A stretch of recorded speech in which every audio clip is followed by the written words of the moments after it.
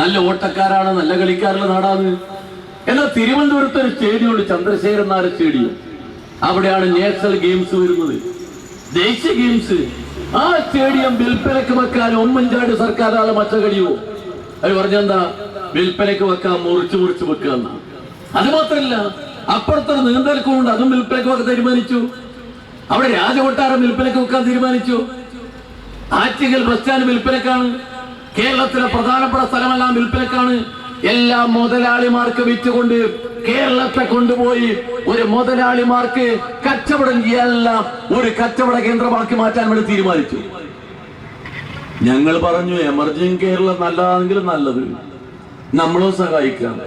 പക്ഷെ ഒരു കാര്യം പറയണം, എമർജിങ് കേരളം വന്നാൽ ഏതെല്ലാം പ്രൊജക്ട് വരും, എത്രയൊക്കെ ജോലി കിട്ടും, അതിൽ ഏതെല്ലാം തരത്തിലുള്ള ജോലി ഉണ്ടാകും, ഒന്ന് പറയണ്ടേ? ഒരു വാക്കുമില്ല. അത് പ്രധാനമന്ത്രി എന്ന് പറയുന്നത് ഒന്നിനും കൊള്ളാത്ത ഒരാളാണ്. പറഞ്ഞത് ടൈം പാസിങ്. ലോകത്തിലെ സകല പത്രക്കാരും പറഞ്ഞു ഇയാൾ ഒന്നിനും കൊള്ളൂല്ല, ഇയാള് സോണിയാഗാന്ധിയുടെ നിഴലാണ്, പിന്നെ ഇയാള് ഒന്നും സംസാരിക്കാത്ത ആളാണ്, ഇയാളെ ഒന്നിനും പറ്റൂല പറഞ്ഞില്ലേ?